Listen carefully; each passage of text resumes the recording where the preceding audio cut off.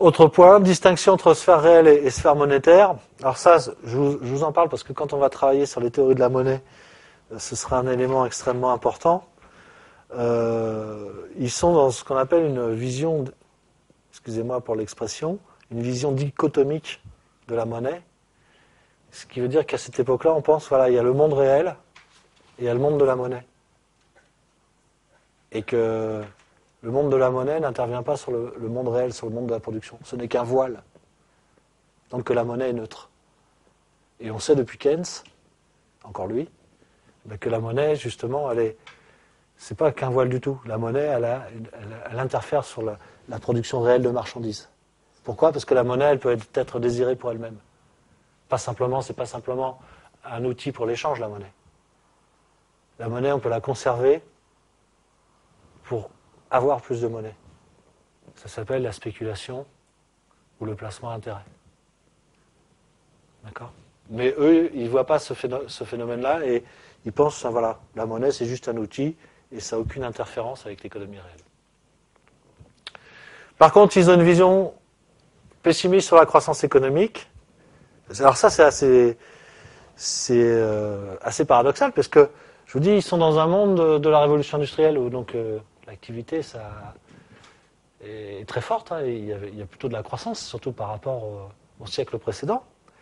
Ils n'y croient pas parce qu'ils pensent que la croissance, elle va être bloquée très rapidement, soit les uns par l'absence de terre, pour Malthus parce qu'il va y avoir trop de population qui va absorber tous les surplus de la croissance. Enfin, chacun a sa raison, et dont la raison essentielle, d'ailleurs, c'est de penser qu'on est dans un monde à rendement décroissant.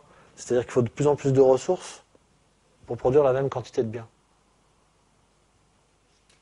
Et pourquoi ils pensent ça, ces gens-là ? C'est vrai, par exemple, pour l'agriculture. Plus on cultive, moins on cultive de terres fertiles. Hein, vous êtes d'accord ? Dans un pays, les terres ne sont pas également fertiles. Quand on commence à cultiver, ou les agriculteurs sont des abrutis, ce qui n'est pas le cas, ou, et c'est ce qu'ils vont faire, ils vont cultiver les terres les plus fertiles. Donc un hectare, au départ, produit beaucoup. Et puis plus il va falloir produire, et plus on va mettre en culture des terres moins fertiles. Et donc moins on va produire. D'accord ? C'est ça qu'on appelle des rendements décroissants. Et du coup, le prix des denrées agricoles va être déterminé par le coût de production des terres les moins fertiles. Parce qu'il faut que ces gens-là, ils gagnent leur vie. Et donc ça va faire augmenter le prix des matières agricoles. Et si ça fait augmenter le prix des matières agricoles, ça fait augmenter les salaires. Et si ça fait augmenter les salaires, ça fait baisser les profits. Si les profits baissent, les entrepreneurs n'entreprennent plus. Fin de la croissance économique. Ça, c'est la théorie de Ricardo pour justifier que la croissance économique, elle ne peut pas durer très longtemps. Mais Malthus, pour les raisons de population, ou Smith, pour d'autres raisons, sont assez d'accord. Donc on croit que voilà, le monde ne peut pas générer des augmentations de richesse comme ça de manière indéfinie. Alors ça caractérise aussi très très fort les classiques.